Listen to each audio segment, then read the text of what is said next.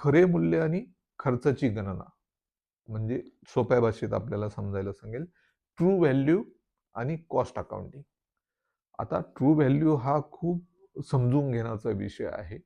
आता true value म्हणजे काय, की आपण आत्तापर्यंत काय बघत आलोय, की मला बियाणाला एवढे खर्च आला, सेंद्रिय शेती औषधं मी इतकी बनवली, मजुरींचा इतका खर्च आला, म्हणून माझं हे उत्पादन एवढ्याला बनलं आणि याच्यावर मला नफा पाहिजे म्हणून मी ह्या रुपयाला विकेल.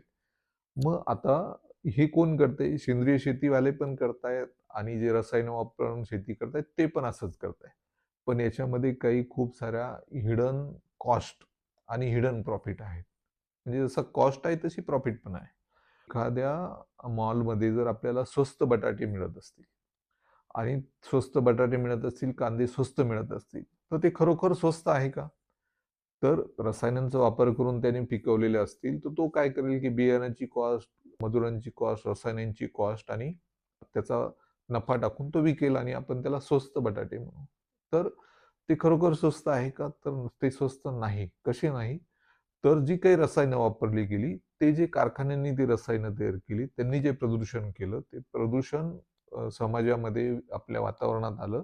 ते न्यूट्रलाइज करण्याची कॉस्ट, त्या प्रदूषणामुळे होणारे आजार, ते आजार कमी करण्याची कॉस्ट, त्यांनी जे जलप्रदूषण केलं, ते प्रदूषण कमी करण्याची कॉस्ट, त्याने रसायनांचा वापर करताना जी जमिनीची हानी झाली, जी मजुरांची हानी झाली किंवा जी पाण्याची हानी झाली, हे सगळं रिकव्हर करण्यासाठी एक तात्कालीन म्हणजे एक इमिजिएट कॉस्ट आणि आपला समाज एक मोठी किंमत त्याची पुढच्या कालावधी मध्ये मोजतो. त्या ज्या कॉस्ट आहेत, ह्या पूर्ण समाजाच्या करांमधनं जातील, टॅक्सेसमधनं जातील. मग ते आपले त्याच स्वस्त बटाट्यांमध्ये ॲड झालेलं तर नाही झालेले. मग तसं जर काढायला गेलं, तर ते बटाट्यांची ट्रू व्हॅल्यू म्हणजे खरी किंमत खूप जास्त असेल आणि ती त्या उत्पादनांमध्येच वसूल झाली पाहिजे, असं एक मत मांडलं गेलं. आणि त्याच वेळेस जो सेंद्रिय शेती करणार आहे, जो नैसर्गिक नॅचरल फार्मिंग करणार आहे, नैसर्गिक शेती करणार आहे, जो बायोडायनॅमिक करणार आहे किंवा हे सगळे सस्टेनेबिलिटीचे जे काही प्रकार आहेत, त्यांनी शेती करणार आहे, तो रसायनं वापरत नाही. त्यामुळे त्या रसायनांचे उत्पादन करणाऱ्या फॅक्टऱ्यांचं प्रदूषण त्याच्यामध्ये ॲड होत नाही. तो जमिनीची सुपीकता वाढवतो. तो मजुरांचं आरोग्य खराब करत नाही, तो ग्राहकांचं आरोग्य खराब करत नाही. म्हणजेच तो ह्या सगळ्या प्रकारात येणारा खर्च वाचवतो. मग त्याला जी जी काही त्याचं जे उत्पादन आहे, त्याला हवी ती किंमत मिळाली पाहिजे. कारण तो हा सगळा कर वाचवतोय, की जो कर ह्या सगळ्या प्रदूषणामुळे किंवा सगळ्या आरोग्यावर झालेल्या परिणामामुळे खर्च होणार आहे.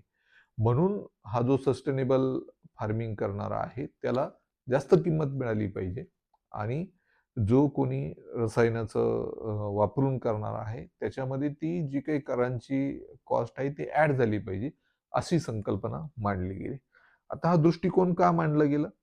तर हा दृष्टिकोन मांडण्याची गरज का आहे? तर पूर्ण ग्राहकाला, पूर्ण समाजाला वाटतं, की सेंद्रिय उत्पादन आहे, सेंद्रिय पदार्थ आहे, हे खूप महाग मिळतात. पण महाग मिळताना ते इतर तुमचे किती खर्च वाचवतायत याचा पण विचार व्हायला हवा.